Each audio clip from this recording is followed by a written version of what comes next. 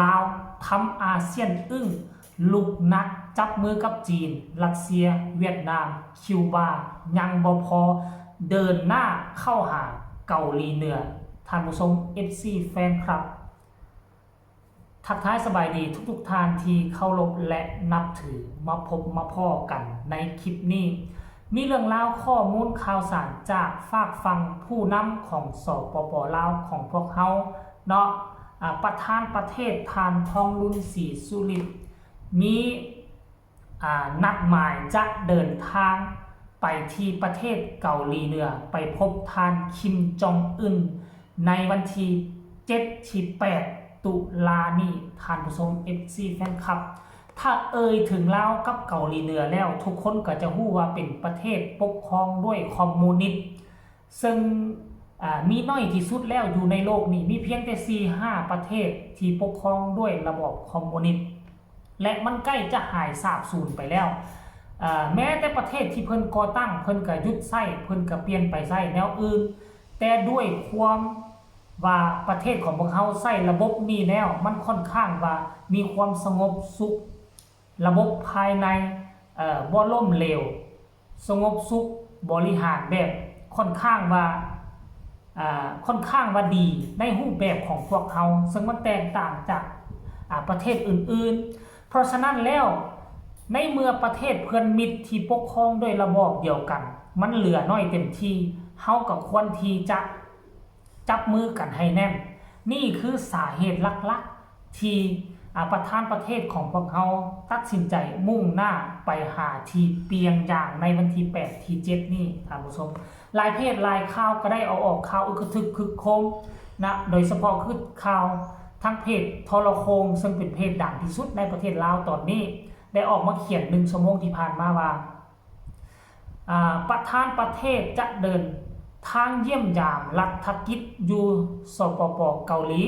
ระหว่างวันที่7 หาวันที่8 ตุลา2025นี้แจ้งการของกระทรวงการต่างประเทศโดยตอบสนองการตามการเสื้อเซินท่านคิมเซินไปของสหายคิมจองอึนเลขาธิการใหญ่พรรคแรงงานเกาหลีประธานกิจการแห่งรัฐแห่งสาธารณรัฐประชาธิปไตยเกาหลีสหายทองรุนศรีสุรินทร์เลขาธิการใหญ่คณะบริหารงานศูนย์กลางพรรคประชาชนปฏิวัติลาวประธานประเทศแห่งสาธารณรัฐประชาธิปไตยประชาชนลาวจะนำคณะผู้แทนขั้นสูงของพรรคและรัฐบาลแห่งสปป.ลาวเดินทางไปเยี่ยมยามรัฐกิจอยู่สปป.เกาหลีในระหว่างวันที่7 วันที่8 ตุลา2025นี้เพื่อสืบต่อเสริมขยายสายพัวพันมิตรภาพและการร่วมมือที่เป็นมูลเสื้อมาแต่ดนน้ำระหว่าง2 พรรค 2 รัฐบาลและประชาชน2 ชาติลาวและเกาหลีเหนือให้นับมือนับแน่นแฟ้นและขยายตัวยิ่งขึ้นทั้งเป็นการเฉลิมฉลองและคำนับรับต้อนวันครบรอบ60 ปีแห่งการพบปะสุดยอดครั้งทำอิฐที่นครหลวงเพียงย่างของประธานไกรสอนพรหมวิหารผู้นำที่แสนเคารพฮักของประชาชนลาวและประธานกิมอิลซุงผู้นำที่ยิ่งใหญ่ของประชาชนสปป.เกาหลีในวันที่28 ตุลา2025และถือโอกาสแสดงความสมเสยวันสร้างตั้งพรรคแรงงานเกาหลีครบรอบ80 ปีในวันที่10 ตุลา2025และ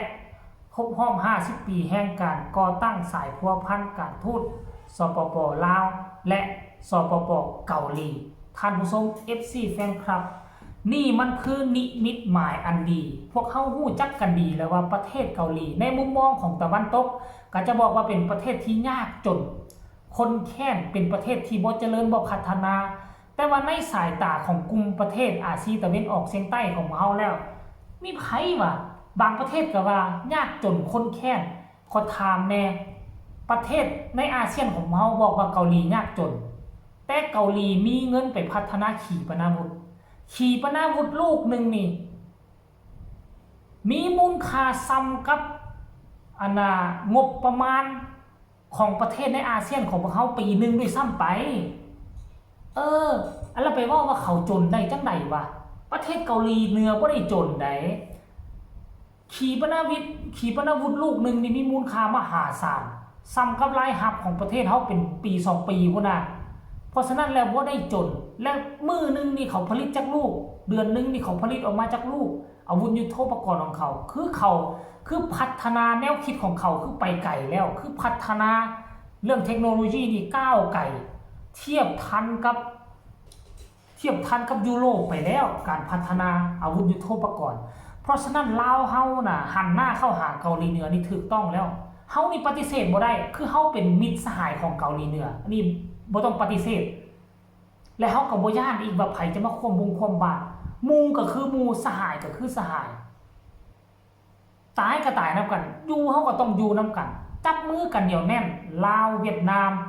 กัมพูชาเกาหลีเหนือรัสเซียคิวบาจีน5-6 ประเทศของพวกเรานี่ต้องจับมือกันเหนียวแน่นและค่อยกระวังว่าผู้นำลาวของพวกเราไปเยี่ยมยามเกาหลีเหนือครั้งนี้ไปพบปะทานสหายคิมจองอึนครั้งนี้นี่นะมันน่าจะได้รับมากผลหลายสิ่งหลายอย่าง